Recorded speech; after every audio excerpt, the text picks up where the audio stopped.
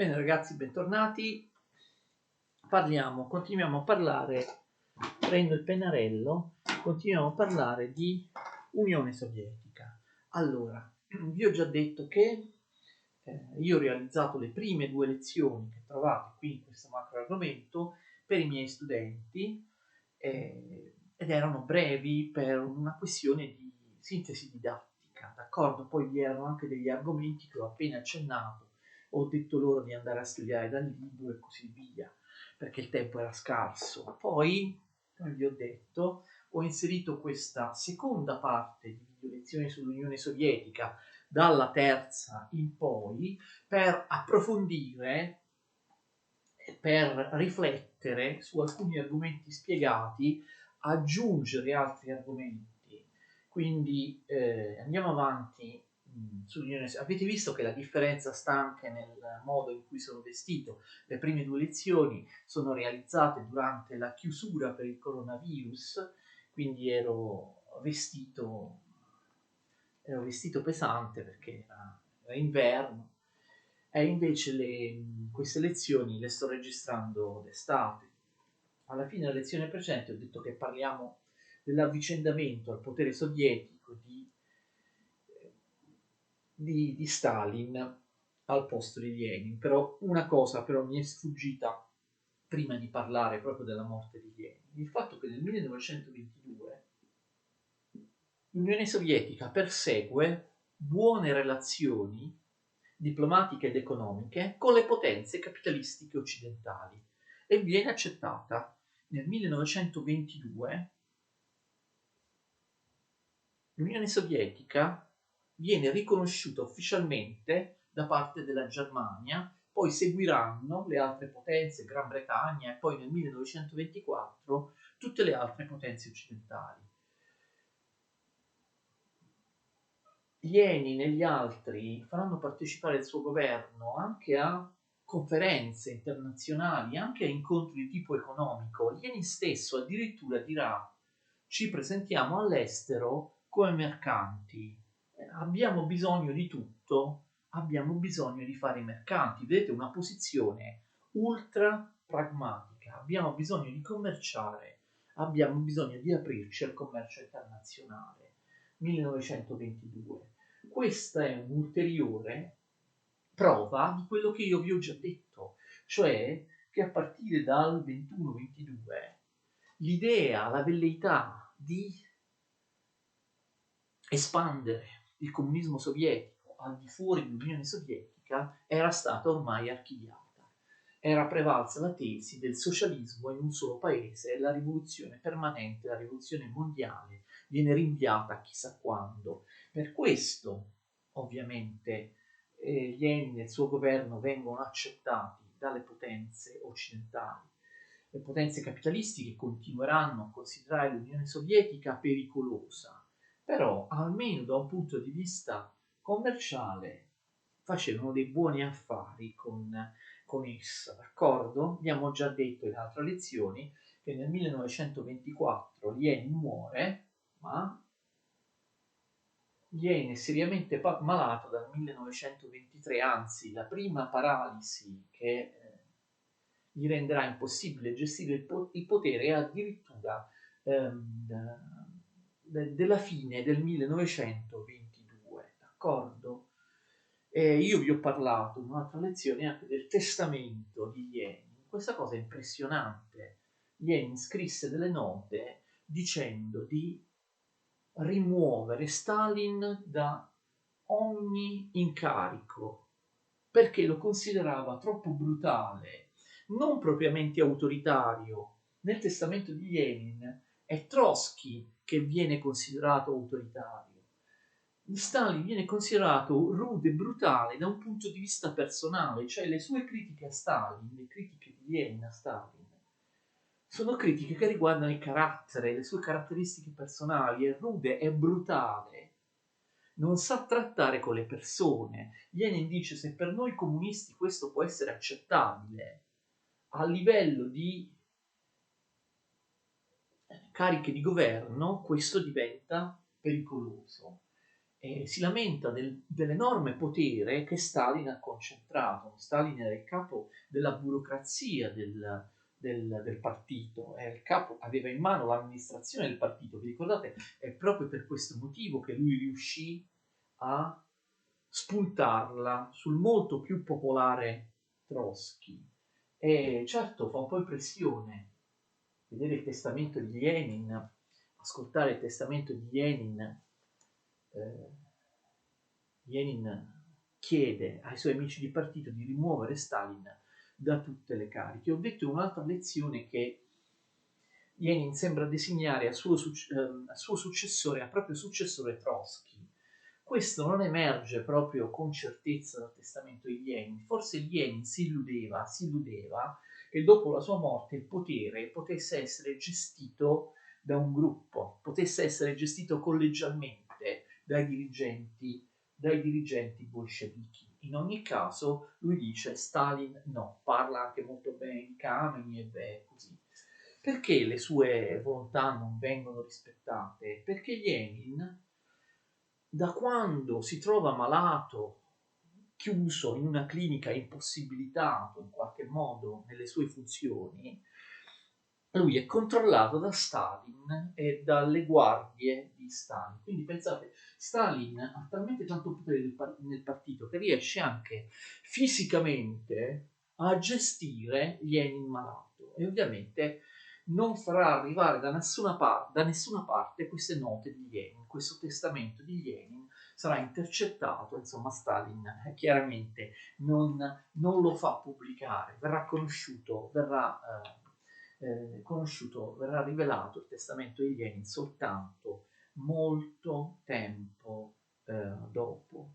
Abbiamo visto, non lo ripetiamo, come Stalin riesce a fargli prima dimettere Trotsky, poi con l'aiuto di Kamenev e Zinoviev, poi Kamenev e Zinoviev cambiano un po' idea, si riavvicinano a Trotsky e nel 27 Stalin li espelle tutti e tre dal partito. Trotsky riesce ad andare in esilio dal campo di prigionia dove si trovava nel 29. Siccome farà propaganda in tutto il mondo contro Stalin, Stalin lo farà uccidere successivamente a Città del Messico, questo l'abbiamo visto. Invece Kamenev e Zinoviev, come anche Bukharin, non riusciranno a sottrarsi alla loro sorte, che vedremo in seguito, perché non riusciranno ad allontanarsi, forse non hanno neanche provato a farlo, dall'Unione Sovietica. La cosa veramente importante è la terza svolta dell'economia, di cui abbiamo parlato poco nelle lezioni destinate agli studenti, quindi vediamo di farlo bene adesso. A partire dal 1928 Stalin lancia l'industrializzazione forzata. Ma com'è? Questa non era la volontà di Trotsky? Stalin non ha sconfitto Trotsky anche perché ha detto al partito no con l'industrializzazione forzata, continuiamo con la NEP come voleva Lenin. Lui elimina Trotsky dicendo no, Trotsky sbaglia sull'industrializzazione forzata. Dopo aver eliminato Trotsky, lo stesso Stalin invece cambia totalmente idea e fa l'industrializzazione forzata.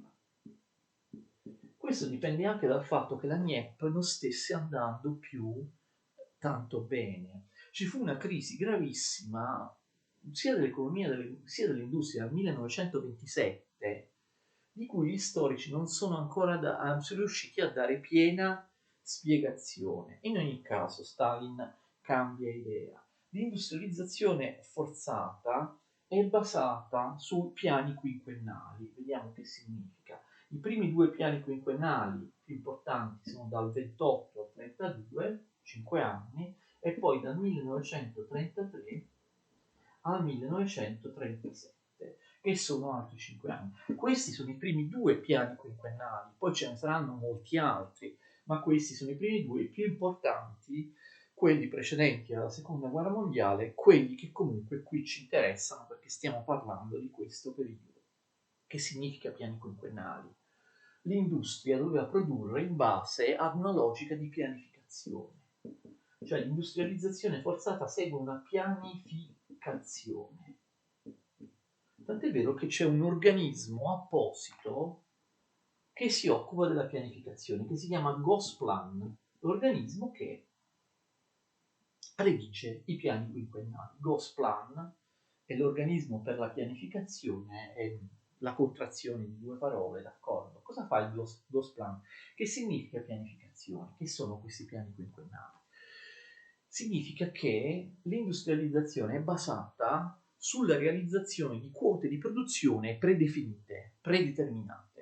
All'inizio del quinquennio si stabilisce quanto si deve produrre in 5 anni. Per esempio, quale quota, quale quantità di acciaio, quante tonnellate o migliaia di tonnellate di acciaio, d'accordo? Si decide nel 28, nel 32 bisogna rispettare questa pianificazione, d'accordo? Cioè tutto è stabilito sin dall'inizio nei minimi dettagli. Quindi il piano quinquennale stabilisce cosa bisogna produrre, dove bisogna produrlo, la quota che bisogna raggiungere a tutti i costi in 5 anni, la quota che magari bisogna raggiungere ogni anno, d'accordo? E poi andando sempre più nel piccolo, nello specifico, quanto deve produrre quell'industria in un anno o quella industria in un mese, così, capite? Cioè c'è un piano, una pianificazione predeterminata, stabilita all'inizio, bisogna a forza mantenerla, d'accordo? Spesso queste quote pianificate sono enormi, cioè Stalin vuol dare proprio l'idea di gigantismo, sembrerebbero impossibili da realizzare, però in realtà vengono realizzate. L'industrializzazione forzata riesce almeno da un certo punto di vista. Capite che significa pianificazione? Obiettivi economici predefiniti che devono essere raggiunti a tutti i costi. Voi forse avete già capito, devono essere raggiunti a tutti i costi significa che vengono perseguiti, vengono portati avanti con la violenza, vengono portati avanti in base ad un modello coercitivo. Avete sicuramente ragione. Le fabbriche vengono militarizzate, i commissari di partito e i soldati controllano tutto, viene applicata l'organizzazione scientifica del lavoro di tipo occidentale, che esperti di economia del partito erano andati a osservare, a studiare apposta nei paesi occidentali. Che significa questo modello coercitivo? Significa che ci sono dei quadri, no, che per esempio dirigono le industrie, c'è un direttore di un'industria, dice tu entro 6 mesi devi estrarre quella quantità di carbone, d'accordo? Oppure devi produrre tot macchinari. E ovviamente il dirigente dell'industria, se non riesce a rispettare queste quote, può finire in un campo di concentramento o, per essere meno tragici, magari perde il lavoro oppure viene dequalificato o viene degradato ad un rango inferiore, capite? Quindi c'è una vera e propria pressione nei confronti dei lavoratori, non solo dei lavoratori, ma anche ovviamente dei dirigenti, di tutti quelli che gestiscono la produzione, affinché portino avanti un incremento parossistico della produzione. Si parte da determinati standard, bisogna aumentare quegli standard, bisogna moltiplicare le quote del prodotto, aumentarle in maniera notevole. E questo è, naturalmente tutto questo viene dall'alto, perché appunto l'industrializzazione forzata, lo Stato decide quanto si produce, cosa si produce, dove esattamente si produce.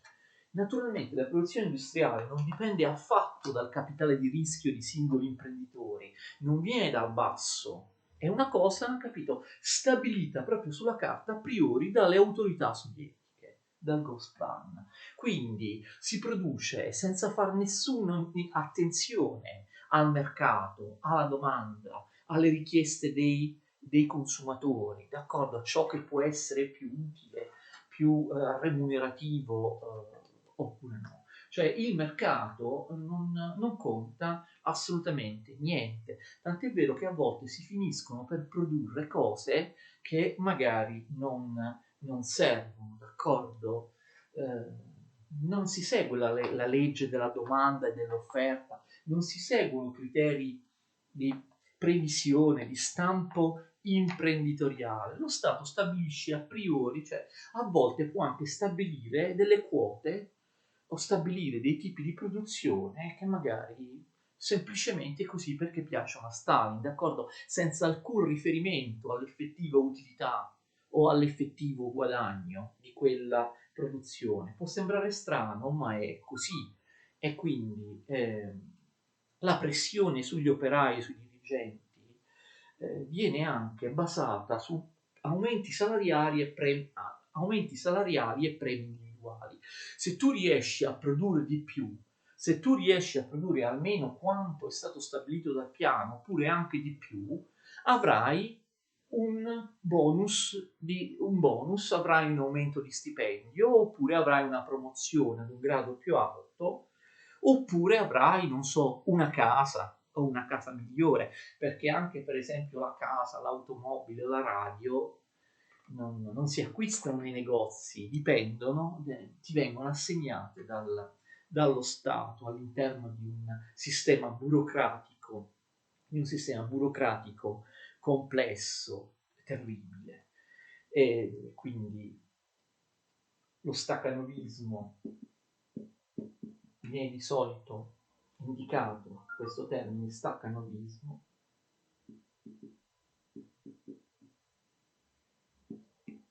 per descrivere queste pressioni sui lavoratori, questo sistema di premi e di incentivi. Stacanovismo significa, sapete che nel linguaggio comune stacanovismo, uno staccanovista, chi è? Lo staccanovista è uno che lavora sempre, che lavora più di quello che è necessario, che non smette mai di lavorare. Ecco, questo è il modello del lavoratore sovietico. Stakhanov era un operaio in una miniera di carbone a capo di una squadra di operai che riesce a inventare un sistema per aumentare di 14 volte, di ben 14 volte, la quantità di carbone estratta nella stessa unità di tempo. Ok? Ottiene dei soldi, ottiene una casa, ottiene anche, attenzione, dei premi, delle medagliette, d'accordo? Quindi Stakhanov e altri vengono, capito, esaltati come degli esempi, magnificati, premiati, le loro storie, le loro foto pubblicate su tutti i giornali, d'accordo? Le loro gesta narrate anche agli studenti delle scuole, vengono presi come esempi. Questa si chiama emulazione socialista, creazione di questi personaggi come Stakhanov, eroi del lavoro che vengono premiati e che quindi rappresentano il modello per tutti i lavoratori. E questo si basa ovviamente, questa idea si basa ovviamente su una sorta di indottrinamento, lavorare, lavorare, lavorare per edificare la società perfetta, il socialismo, d'accordo? Quindi c'è una pressione anche psicologica, d'accordo? L'indottrinamento, il lavoratore sovietico inizia a pensare: io sto lavorando per l'umanità, io servo l'Unione Sovietica, io devo costruire il paradiso dei lavoratori, con il mio lavoro ho una funzione, no? Una funzione epocale, quella di elevare le condizioni del proletariato. E in questo modo, cioè, bene o male, diciamo che bene o male la cosa funziona, d'accordo? Incredibilmente, in pochissimi anni, l'Unione Sovietica fa un balzo da gigante, soprattutto per quanto riguarda l'industria pesante, questo l'abbiamo già visto. E diventa addirittura, proprio in pochissimi anni, da paese arretrato e agricolo che era, diventa la terza potenza industriale del mondo. Nel 1938 si stima che l'Unione Sovietica sia la terza potenza industriale del mondo, ovviamente dopo Stati Uniti e Germania. Diventa la prima produttrice mondiale del mondo di trattori e locomotive, d'accordo? trattori e locomotive. Vedete, trattori li potevano solo esportare, perché in realtà in campagna, come vedremo, andrà in rovina la campagna, non vi era assolutamente l'organizzazione tale da poter utilizzare trattori così moderni. Quindi vedete a cosa porta la pianificazione socialista, a volte a produrre delle macchine, a produrre delle merci che in realtà non servono, d'accordo? Che non servono, è proprio ridicolo questo. L'agricoltura va in rovina, questi trattori non servono a niente all'economia sovietica, l'economia sovietica li deve esportare, d'accordo? Comunque, ovviamente la manodopera industriale, come viene ricavata attraverso la trasformazione dei contadini che abbandonano le campagne per diventare manodopera industriale in queste città. Milioni, milioni e milioni di operai che vengono fuori dal nulla, dalla trasformazione della manodopera contadina. Nascono addirittura città leggendarie dal nulla, cioè in posti dove non c'era assolutamente niente, città con centinaia di migliaia di abitanti, come per esempio Magnitogorsk. Il caso più tipico è quello di Magnitogorsk, una città di centinaia di migliaia di abitanti con fabbriche e industrie all'avanguardia in un posto dove non c'era niente, cioè non c'era neanche un piccolo villaggio. L'industria pesante del successo dell'industria pesante rende l'Unione Sovietica una vera potenza, d'accordo? I progressi maggiori si fanno nell'industria metallurgica, nell'industria meccanica, nell'industria energetica, nell'industria degli armamenti. Attenzione, l'Unione Sovietica diventa anche una superpotenza militare, la produzione militare, la produzione di armi, mentre invece l'industria leggera resta al palo. L'industria leggera è quella dei beni di consumo che servono ai cittadini, quella invece non si sviluppa. Quindi questo va a danno anche di lavoratori che non hanno le merci, che non hanno i beni di consumo quotidiani, d'accordo? E non ci sarà nulla da fare. Lungo tutta la storia dell'Unione Sovietica, l'industria leggera sarà sacrificata, non si riuscirà mai a venirne a capo, d'accordo? I classici esempi sono i fiammiferi che non funzionano. Ancora negli anni '80 chi andava in Unione Sovietica prendeva i fiammiferi fatti in Unione Sovietica, non si accendevano, bisogna gettarne 3, 4, così poi magari trovi uno che si accende. Erano dei fiammiferi difettosi, c'è una grandissima superpotenza in grado di costruire, poi che costruisce, per esempio, costruisce anche tantissime comunicazioni, ferrovie, anche nei posti più difficili, oleodotti, canali artificiali, pozzi petroliferi enormi, le trivellazioni, eh, le industrie idroelettriche immense su grandi fiumi, così. Poi non sapeva fare i fiammiferi, le caramelle. Andavi in Unione Sovietica, era imbarazzante mangiare una caramella, la caramella si appiccicava alla carta, dovevi scartare la caramella, togliere la carta che fa da involucro, la caramella non si staccava dalla carta, non c'era modo. Questi sono soltanto due dei tanti esempi, tutti beni di consumo per la popolazione, sono di qualità scadente rispetto agli analoghi prodotti in Occidente. Le automobili che si producevano a Gorky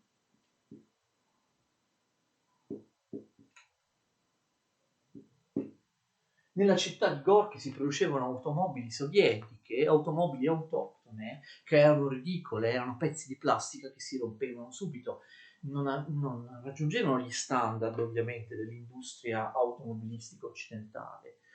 Guardate che questo non fu fatto apposta, cioè all'inizio i piani quinquennali prevedevano anche lo sviluppo dell'industria leggera, che avrebbe significato il benessere per i lavoratori, gli stessi lavoratori che costruivano, che edificavano tutte queste belle cose di industria pesante. Cioè non era a priori scartata l'industria leggera, però qualcosa non funzionò e non funzionò mai, forse in assenza di un libero mercato e di una domanda da soddisfare, in assenza di libera concorrenza, non vi fu alcuna spinta a controllo di qualità per realizzare beni di consumo, e quindi questa fu una presa in giro per la classe lavoratrice sovietica. Il tenore di vita degli operai sovietici, dei cittadini sovietici in generale, restò sempre molto molto basso. Loro lavoravano, loro avevano reso l'Unione Sovietica una grandissima potenza economica,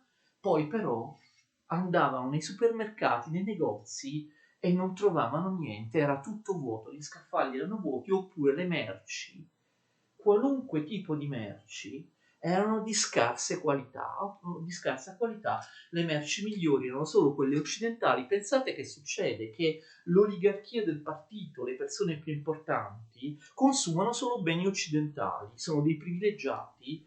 Prima se li fanno arrivare dall'Occidente, poi pensate, si aprono, non sto scherzando, dei negozi lussuosi con merci che arrivano dall'Occidente, anche alimentari, vini, qualunque cosa, negozi riservati ai potenti, riservati a chi aveva il potere nel partito, d'accordo? Quindi una vera presa in giro, perché il tenore di vita degli operai non aumentò mai, i salari erano bassi, le rivendicazioni sui problemi, sul lavoro, gli orari di lavoro che erano impossibili perché ovviamente c'era una dittatura. Ma il problema non è tanto questo, che il salario sia basso, sia alto. Del salario gli operai, i cittadini sovietici se ne facevano ben poco, perché con quel salario non potevano acquistare nulla che fosse di qualità. D'accordo? Assolutamente nulla. E quindi continuarono ad avere dei consumi di scarsissimo livello e un tenore di vita veramente pessimo. Noi abbiamo prove, statistiche, cifre che dicono che nel corso dei decenni le classi subalterne, le classi lavoratrici vivono in una grandissima povertà materiale, di gran lunga, soprattutto a partire dagli anni 50, dal secondo dopoguerra, una povertà molto maggiore rispetto alle classi lavoratrici dell'Occidente capitalistico. Capite? Cioè è un paradosso e purtroppo è così. L'Unione Sovietica avrebbe dovuto, proprio come sua missione, migliorare, elevare il tenore di vita del proletariato, e invece questo assolutamente non succede. I proletari lavorano con turni a volte massacranti per rendere l'Unione Sovietica una grande potenza, ma solo l'industria pesante in realtà decolla, d'accordo? Tuttavia questi dettagli, cioè che la popolazione morisse di fame, eh, non venivano percepiti in Occidente, attenzione all'epoca, nasce al contrario per via del successo dell'industria pesante il mito dell'Unione Sovietica, d'accordo? Il mito dell'Unione Sovietica. Dovete ricordare che i successi dei piani quinquennali dell'industria pesante, l'industrializzazione forzata, avvengono proprio nel periodo in cui l'Occidente capitalistico è in crisi con la Grande Depressione dopo il crollo di Wall Street. Quindi molti, anche in Occidente, iniziano a pensare, vedete, il capitalismo, il liberismo economico, il libero mercato non funziona. Invece nell'Unione Sovietica c'è un modello economico, politico completamente diverso, guardate come si stanno arricchendo, capite? Cioè viene fatta ovviamente questo paragone, e quindi nasce il mito dell'Unione Sovietica. Anche i non comunisti iniziano a pensare, lì però vedi come producono, invece la nostra economia è in declino. Abbiamo visto infatti che negli anni 30, negli anni della crisi, moltissimi paesi, non solo quelli totalitari di destra, come il fascismo e il nazismo, ma anche la Gran Bretagna, la Francia, gli Stati Uniti d'America, lo abbiamo visto, lo vedremo, lo vedrete nelle lezioni pubblicate degli anni 30, inseriscono forti elementi di statalismo, di controllo dell'economia da parte dello Stato, interventismo dello Stato nei confronti dell'economia, anche e soprattutto, lo sapete, l'Unione Sovietica di Roosevelt, del New Deal, quindi in qualche modo l'Unione Sovietica sembra un modello. Voi direte, ma la gente non aveva i fiammiferi, non aveva le saponette, aveva una carta igienica che non vi descrivo perché è qualcosa di vergognoso, d'accordo? Avevano le macchine, quando si trattava di trovare un ricambio per le macchine, questo ricambio non esisteva, bisognava aspettare mesi che lo Stato te lo desse, d'accordo? Non funzionava niente per la vita delle persone. Però questo, cercate di capire, all'epoca non venne minimamente percepito, anche perché vi era la propaganda sovietica che diceva che i lavoratori stavano tutti bene. D'altra parte, in Unione Sovietica non c'erano disoccupati, no? Appunto, facevano una vita piuttosto miserabile, però che cosa veniva portato avanti dalla propaganda e creduto anche dagli occidentali, che poi era vero, che tutti lavoravano, cioè non esisteva disoccupazione a differenza dell'Occidente. E quindi capite il mito dell'Unione Sovietica, della crescita industriale dell'Unione Sovietica, sbalordì ovviamente, sbalordì tutti. Naturalmente, dopo la seconda guerra mondiale, a partire dagli anni 50, questo mito dell'Unione Sovietica si affievolì perché insomma si iniziò a capire che in Unione Sovietica costruivano le dighe, costruivano le armi, costruivano le locomotive che erano bellissime, eccetera, ma i beni di consumo delle persone facevano assolutamente pena a partire dagli anni 50, 60, certo, però negli anni 30, considerate gli anni 30, il capitalismo era in crisi, c'era la Grande Depressione, quindi Stalin e l'Unione Sovietica diventano comunque un mito, è così. E, nelle campagne invece abbiamo un disastro economico, collettivizzazione forzata delle campagne. Abbiamo già visto nella lezione precedente, ve lo ripetiamo, che industrializzazione forzata corrisponde alla collettivizzazione forzata delle campagne. Niente più NIEP, niente più iniziativa privata, niente più proprietà, niente più libero mercato. Ne abbiamo già parlato in una lezione precedente. Tutto il raccolto viene dato allo Stato, i contadini non possono che, per forza, perdono le terre, devono coltivarle in comune, le terre in comune all'interno di aziende collettive che sono, le abbiamo citate in passato, i Sovkhoz e i Kolkhoz, forse mi sono dimenticato di dire qual è la leggera differenza tra Sovkhoz e Kolkhoz, tra queste due tipologie di azienda agricola statale. Il Kolkhoz dava una minima autonomia ai contadini, invece il Sovkhoz era un'azienda agricola totalmente controllata dallo Stato. Questa roba qui, queste industrie di Stato, una volta eliminata la proprietà privata e il libero mercato nelle campagne, non funzionano minimamente. L'economia sovietica, scusate, l'agricoltura sovietica subisce un disastro da cui non si riavrà mai, mai. Ne abbiamo già parlato prima, distruzione del bestiame, eccetera. I contadini non vogliono lavorare, non vogliono seminare, perché sanno che comunque, tranne quel poco che mangiano, tutti i cereali saranno requisiti dallo Stato, non c'è più un interesse privato. Le campagne vanno assolutamente in rovina. L'unica speranza di sopravvivere per i contadini è quella, abbiamo visto, di trasferirsi in città per i milioni e milioni di nuovi posti di lavoro che servono nell'industria pesante. E abbiamo già visto che la colpa di tutto viene data ai culati, i contadini ricchi. Stalin proprio scatena contro i culati una campagna d'odio veramente incredibile, dappertutto, nelle scuole, attraverso la propaganda, non si parla d'altro, bisogna odiare i kulaki per essere buoni cittadini sovietici, cioè i kulaki vengono, come dire, utilizzati come capro espiatorio, loro è la colpa di tutti. Negli stessi anni in cui i nazisti usavano gli ebrei come capro espiatorio, c'è ehm, un'altra, un altro gruppo, una classe sociale che viene considerata come capo espiatorio da Stalin. Abbiamo già detto, i kulaki vengono accusati proprio di ogni male, vengono accusati ehm, di imboscare i cereali, il grano, e così via. L'abbiamo già visto prima in un'altra lezione, in realtà anche i contadini poveri imboscavano il grano, non erano solo i kulaki. Poi che significa kulaki? Guardate che i kulaki non erano proprio i miliardari che avevano tantissima terra. Essere kulaki significava anche possedere anche soltanto 2 bestie, non erano propriamente tutti dei contadini ricchi. Quindi si scatena la deculachizzazione, serve anche a Stalin, capite, per rinforzare il suo potere, trova un capro espiatorio. Il nemico, qual è il nemico? Chi sono quelli che stanno sabotando il successo dell'Unione Sovietica? I kulaki.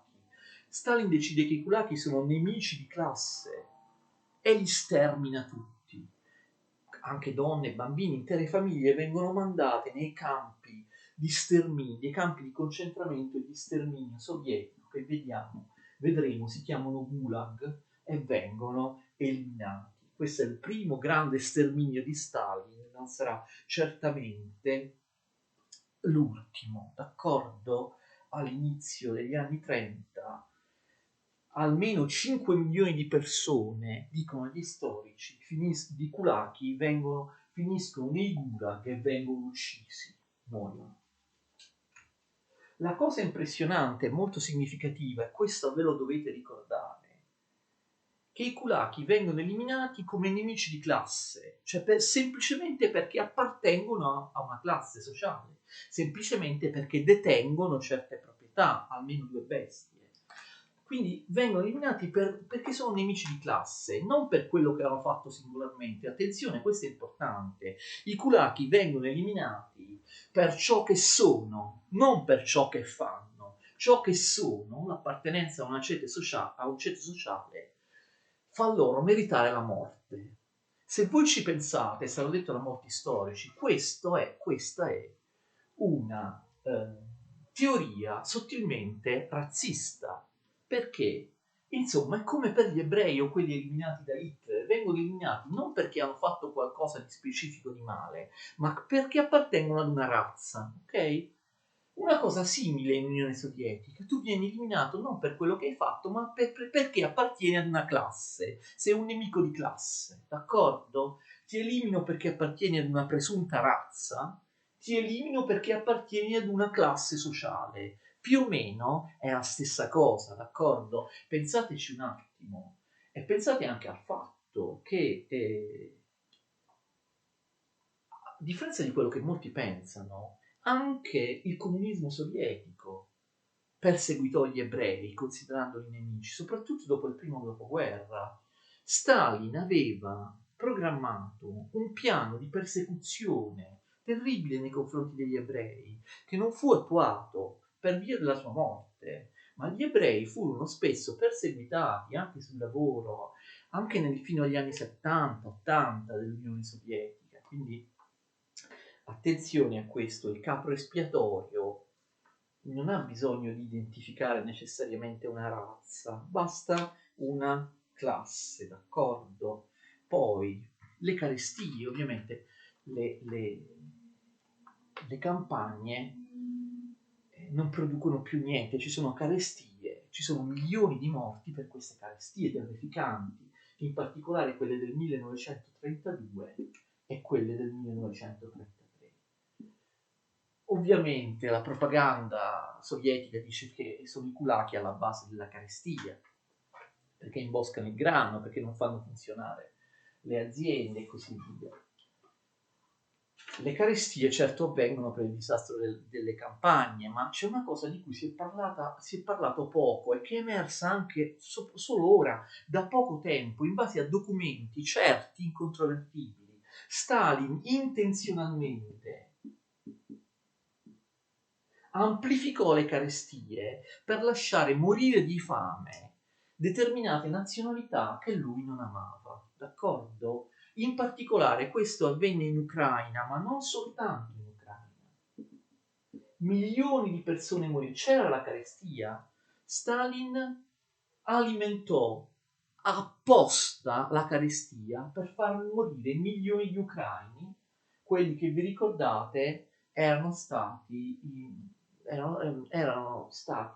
i più ribelli tra tutte le nazionalità non russe che lui odiava.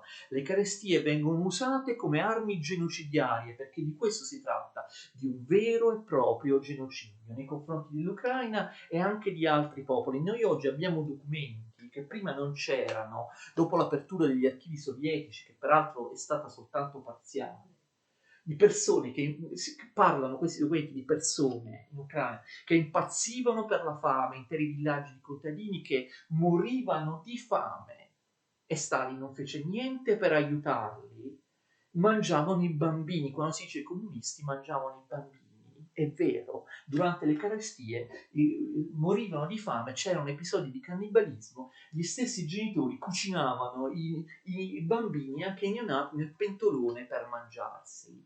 È una cosa veramente di una barbarie unica. Adesso l'Ucraina è indipendente, finalmente sono venuti fuori questi documenti che sono stati rimossi, nessuno ne parlava del genocidio ucraino, nessuno parlava delle carestie genocidiarie di Stalin, perché questi sono veri e propri genocidi, non diversi dal genocidio degli ebrei o dal genocidio degli armeni. Per un certo periodo si è parlato solo del genocidio causato dai nazisti, che ovviamente è qualcosa di terrificante, dimenticando tutti gli altri. Quando abbiamo detto del genocidio armenio, abbiamo sottolineato che solo da poco tempo che si parla del genocidio armenio. Stessa cosa per l'Ucraina. Holodomor lo chiamano. L'Ucraina ha chiesto ufficialmente all'ONU, all'Organizzazione delle Nazioni Unite e a molti paesi di riconoscere quello che è successo come olocausto, come genocidio. Holodomor è il nome in ucraino, in lingua ucraina, che ricorda questo. Gli Stati Uniti d'America, altri paesi, erano pronti dal Mar Nero con i loro aiuti andare in aiuto di quelli che stavano morendo con la carestia. Stalin non accettò gli aiuti, chiuse i confini e li fece morire.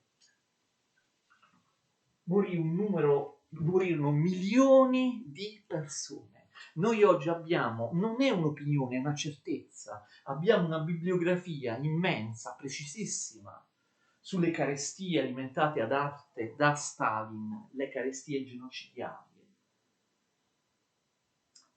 Guarda caso, una buona parte di questa bibliografia, che è scritta in inglese, in russo, in tedesco, non è stata mai tradotta in italiano, è tradotta in tutti i paesi del mondo. Secondo voi, perché queste cose che documentano i crimini di Stalin, il genocidio di Stalin attraverso la carestia, in molti casi non sono mai state tradotte in italiano?